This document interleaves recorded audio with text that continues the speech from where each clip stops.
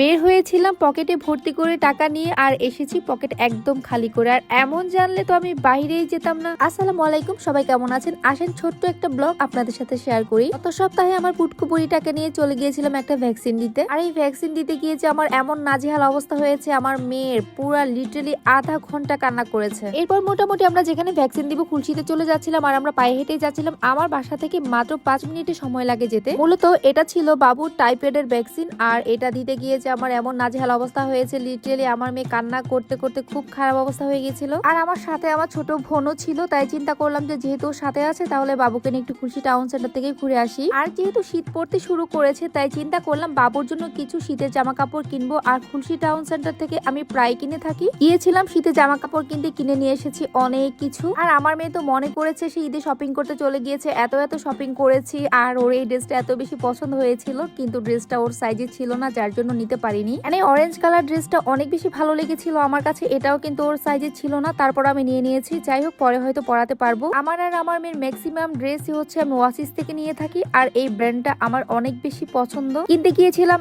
একটা, আর অনেকগুলো কেনাকাটা করে নিয়েছি। এরপর বাবুর জন্য একটা ক্রক্স এর প্রয়োজন ছিল, সেটাও কিনে নিয়েছি। আর এটা আমার কাছে খুব বেশি কিউট লেগেছিল। এন্ড যেহেতু উইন্টারের জন্য কেনাকাটা করতে গিয়েছিলাম খুলশি টাউন সেন্টারে, আর সেজন্যই দেখছিলাম। আর তাদের কালেকশন গুলো আমার কাছে বরাবরের মতো সবসময় অনেক বেশি ভালো লাগে। আর আমি এত বেশি শপিং করেছিলাম সেদিন, শুধুমাত্র আমার গাড়ি ভাড়া ছাড়া আর কোনো টাকাই ছিল না সাথে। আর সেদিন আমি কার্ডও নিয়ে যাইনি সাথে করে।